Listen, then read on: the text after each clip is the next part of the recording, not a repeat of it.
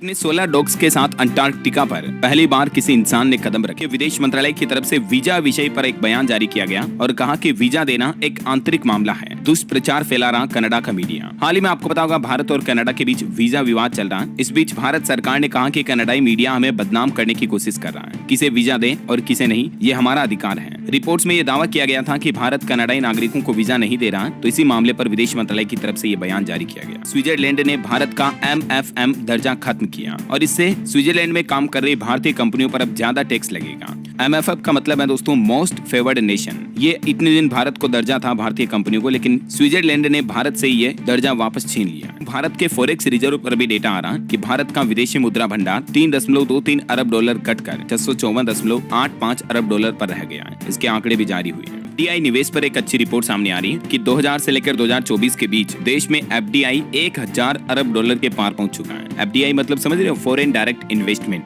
मतलब भारत में विदेशी निवेश काफी बढ़ा है पिछले कुछ सालों के दौरान। भारत की इंडस्ट्रियल ग्रोथ पर भी एक रिपोर्ट सामने आ रही है कि वित्त वर्ष 2024-25 की दूसरी छमाही में इंडस्ट्रियल वृद्धि दर में बढ़ोतरी होगी और महंगाई में कमी आएगी। तो ये भी एक अच्छी रिपोर्ट है। और वहीं दोस्तों रेटिंग एजेंसी फिच की तरफ से भी भारत के GDP पूर्वानुमान को संशोधित किया गया। फिच का कहना है कि साल 2024-25 में भारत की GDP ग्रोथ रेट 6.4% तक रह सकती है। वीजा पर एक खबर आने की 2015 के बाद से भारतीय IT कंपनियों के लिए भी H1B वीजा की मंजूरी आदि हुई है। थिंक टैंक NFP की तरफ से ये रिपोर्ट जारी की गई।